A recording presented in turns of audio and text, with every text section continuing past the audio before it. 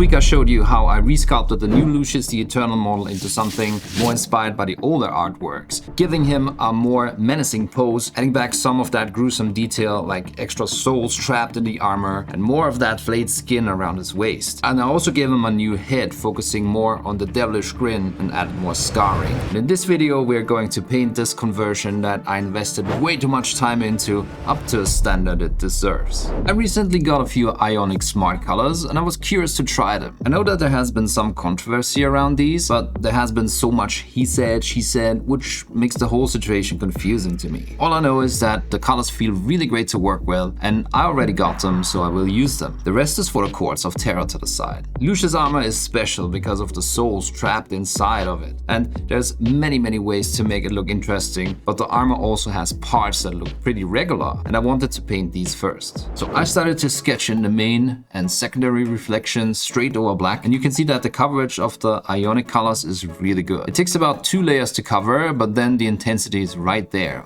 which is not a given when painting straight over black. And applying the paint in strokes in a line pattern helps to make this look like reflections. In case there might be some imperfections and you can see the lines, that's not a big deal, because it's generally how light reflecting off of cylinders behaves. Then once the main light was established, I blended together the edges by using a thinned down mix of purple and black. Using that same pattern of strokes, dragging the brush over the outer parts of the first layer a couple of times does the trick really well. Once I was happy with that initial layer, I added a bit of pale skin to the magic purple and highlighted most edges. Then I built a smaller highlight area in the already established reflections that I also blended together with transparent layers of pure magic purple. I intended to do the armor of shrieking souls the same way and started to define the shapes of the faces, going all the way up to almost pure pale skin, and then glazing over pure magenta to bring back intensity and to blend the gradients together. And I think this worked really well. I also added some thinned down ocean blue mixed with black to the recesses to increase the depth, both of the parts showing faces and the regular shaped armor. And I guess this looked great. However, as I was referring back to some of the artworks, I feel like it didn't quite capture the essence of the armor. I think it was looking a bit too polished. Oh shit, here we go again. So I kind of started over, covering these parts in black and then building back highlights with turquoise. And I was fine touching some of the recesses with paint. My goal was to replicate something similar to the Pride and Fall artwork that has browns and skin tones, but also a lot of very light blue in it. So I used a mix of turquoise and pale skin and went over all the features really fast and loose, blending in more of the bright skin tone while some of the paint was still wet. I repeated the step on all the parts that looked like trapped souls, so also the shoulders and the skull that I sculpted in the front. I added a few more layers of skin tones and then finally added a very bright light blue on some of the raised features.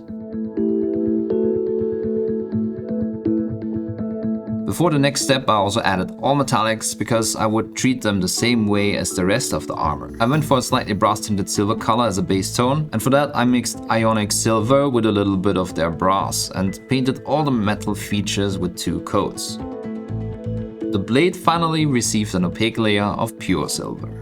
Before moving on to the next step, I tried to tie the armor parts together a little with a few layers of purple and then mixed the wash from speed paint medium and burnt umber and black ink, and I covered all the warped parts of the armor in this mix. The idea was to give it that filthier feeling from the artwork I used as a reference. I think this blends together all the different colors nicely while shading the area at the same time. For the metallics, I made sure to add a lot more black so it wouldn't end up looking all too similar, as I directed the wash and made sure it settled a bit more in areas that would be darker and shaded. So I'm toning down all of these really shiny metallic parts showing a hint of gold, and then I moved on to the sword. But first, a word from our sponsor.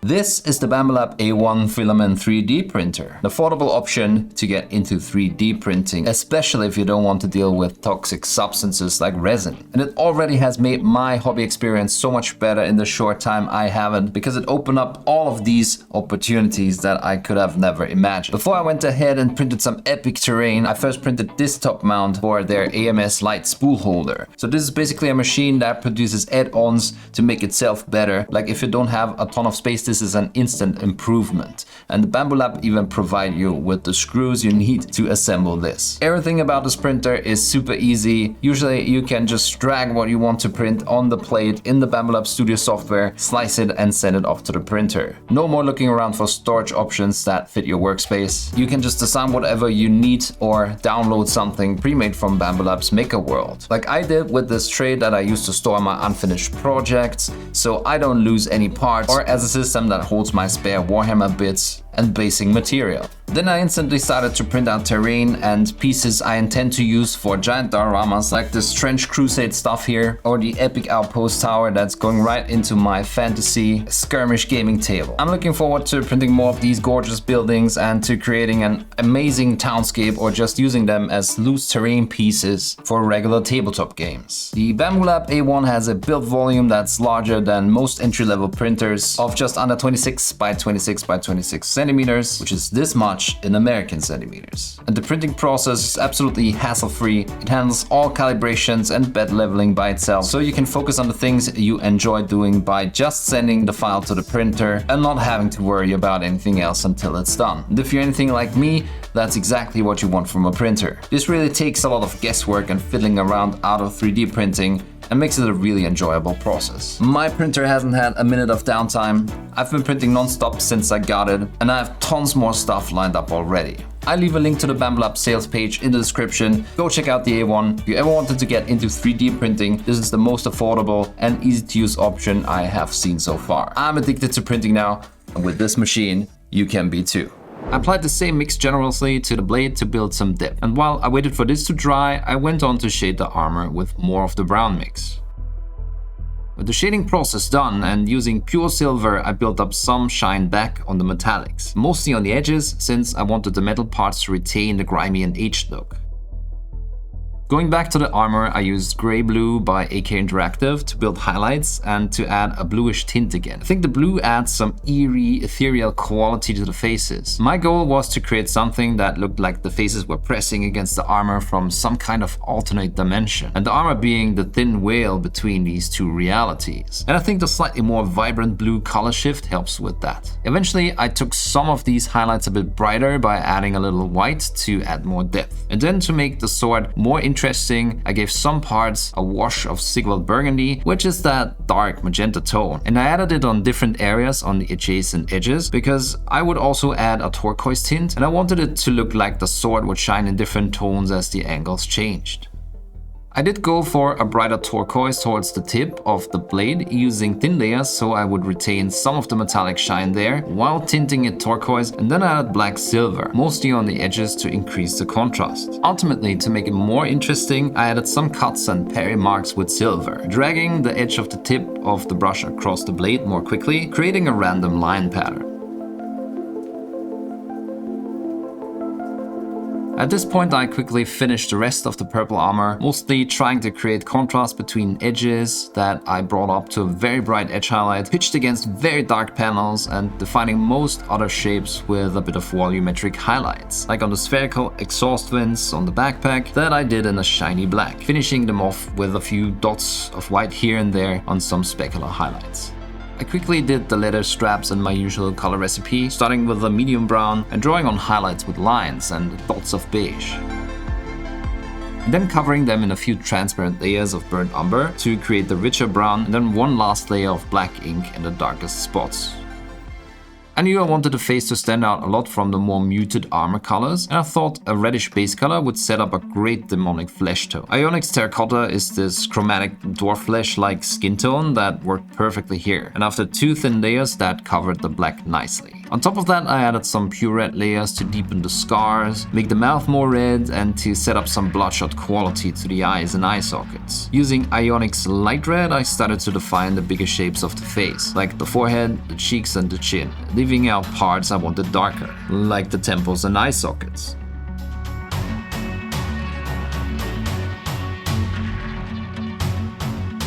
Then I gradually added Ionic's pale skin, covering less and less area.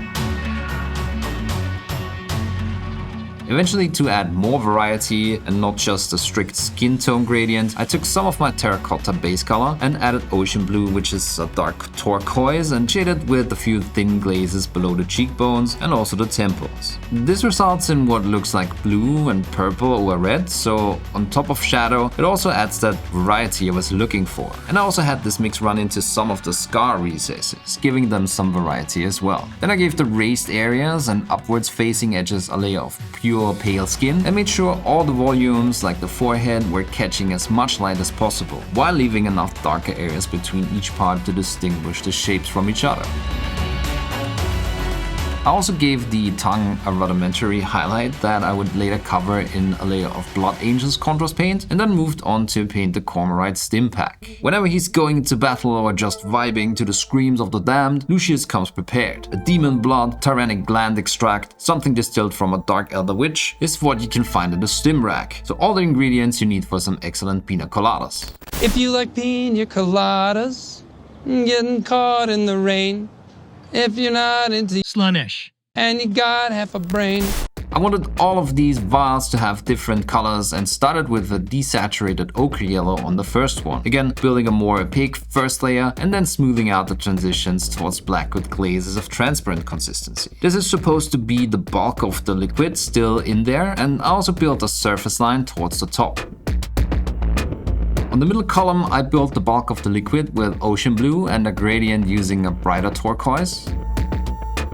And finally, I made the third one a dark red, transitioning into Ionic Superhero Red, which is basically a vermilion. I added some blue-gray to the area above the liquid to make it look like there's a little reflection from within the glass or the other side of the glass, and then slapped on pure white to the lower left area, which is the part I intended to make the brightest. To create a transition again, I glazed on thinner layers of white, and I also put some white on the liquid line. I also added a few dots on the transitional areas to make it look like there are some bubbles trapped within the liquid. To get the final effect, I slapped on some fluo paints, starting with green on the turquoise tube, and this usually takes a few layers. So I make sure they are thin and I let them dry before I add a second one. This creates an awesome glow effect and makes it look like these liquids are really something that would get you high as a kite, if you even just looked at them a second longer than you should. I added some red fluo on the right tube and then yellow fluo paint on the left. And then I had to sell that these were some transparent containers the liquid is stored in. So I painted on the specular highlights with white. First thin layer covering more area and then a second one more focused on the top parts. Since I figured these would be quite glowy, I also added a few glazes of color on the adjacent vials. I also wanted the whip to stand out from the rest of the armor, so I started to give the upper parts a few layers of Luganite orange, and while this was still wet, blended in some Volupus pink contrast paint to create the gradient from this light orange over a more pink skin tone to a dark magenta, and then almost black towards the tip. Then I built some structure on the whip, highlighting the existing ridges, but also adding extra lines to add more detail. After that, I thinned down some Gryph-hound orange, basically covering everything, slightly more in the recesses and slightly less in parts that I defined with the pale skin, so the structure would still shine through.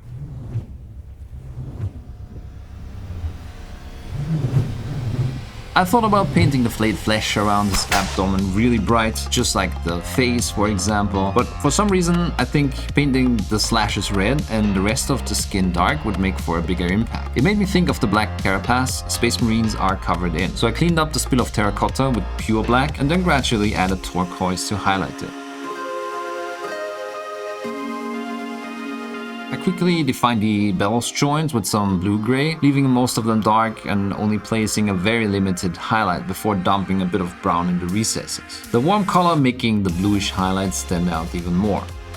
I was a bit unsure what to do with the flayed skin. My first idea was to reuse a few colors that I already used in the composition to create some pale skin tone. With a lot of blue in the mix, the gray would look desaturated but would retain some chromatic, almost green values. I highlighted this by adding pale skin, defining the edges and then working on the rest, mostly using stippling to make these parts more interesting and structured.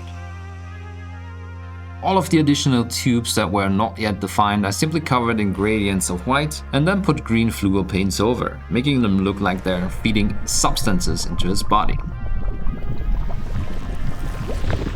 We've absolutely been smashing views lately, and I wanted to use this opportunity to say thank you for that. The channel really is in the best place ever, only because you all are watching the videos I put out regularly. Almost every single one has hit over 100,000 views eventually, and while this is the only metric that really counts on YouTube, I couldn't help but notice that a giant portion of you, even regular viewers, are not subscribed. And I know I don't like it either when people constantly ask to subscribe, so I don't do it a lot. But hey, maybe today's the day I finally earned your subscription. Again, if you do watch my videos regularly, that's already support enough, but hitting that subscribe button really also goes a long way, because bigger number, always better. And subscriber numbers have been lagging behind viewer numbers a lot recently, so thanks a lot if you do subscribe, and now back to the video. For some reason, the thing I put off painting the longest was the skin that was turned into a loincloth. I thought I had an interesting way to paint the skin, but looking at it, it felt rather tame for an insane character like Lucius, so I wanted to do something a little more gory on this part. I started with using a mix of Sigil Burgundy and Blood Angel's Red, and I built a layer of red over the black base coat. This creates a first spotty layer to work off of. Then I added some AKA light flesh to this mix, and while the base layer was still wet, I started dabbing it on. I didn't really care about covering everything. In fact, moving a little fast and loose here, leaving some of the lower layers to shine through, creates the spotty and damaged look I am after. And I make sure to leave the recesses extra dark to create some shading. Then I was using pure light flesh for the next highlight layer, and again, I didn't mind if some of the previous layer was still wet. Went one step brighter using a 50-50 mix of light flesh and pale skin before applying a final highlight of rotten green, which is obviously a desaturated green, which adds a cooler color as a final highlight opposed to the reddish base tone and shadow color of the skin. As a last step, I stippled some of the base mix on the lower areas of the skin to make it look more gory. I went back to some of the other flayed skin parts to make them more in line with this version, sometimes adding a little more pink, and on the version of the backpack I went all the way until I had a very similar structure to the version of the front, only a little lighter overall. Something I didn't show was I did fill the cutout in the shape of a Slaanesh symbol because I thought it looked really odd, so instead I planned to add a tattoo in its place. Using ocean blue again, I outlined the Slaanesh symbol and then proceeded to cover it partially in skin tones to make it look faded. Using a bluish gray, I built up a highlight on the black armor parts of the poor, innocent loyalist Iron Hands Marine, gradually going lighter and mainly using opaque layers and stippling on the transition. There's not much more use to invest any more care into a base element like this, even though it's a hero of the Emperor that fell in his name. After adding the metallics and rusting them up, I proceeded to add ocean blue mixed with black all over the base and slapped on a bit of green in some areas while it was still wet. Then I went ahead and highlighted it with AK Ash Gray and Rotten Green. Ultimately, I wanted the base to be more in line with the rest of my Slaanesh models and added the same brown pigment mix, just putting the pigment on and adding water so I could both thin it and spread it out over the recesses more easily, and then simply left it to dry.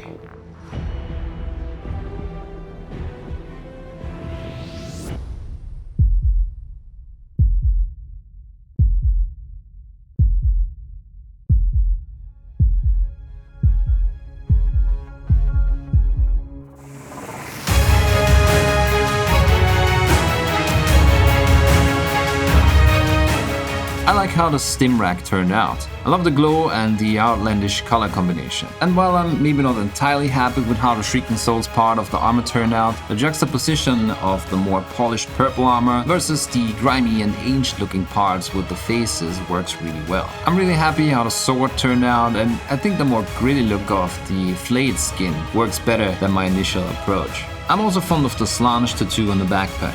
I kinda like the story it tells, but I'll let you figure out all the gruesome details for yourself. All in all, I think this is how Lucius should look like. Glamorous, grotesque, and deeply, deeply cursed. Just how Slaanesh likes it. Let me know how you like the result and whether or not you would have liked to see something done in a different way. Thanks a lot to all my Patreon supporters for making these videos possible.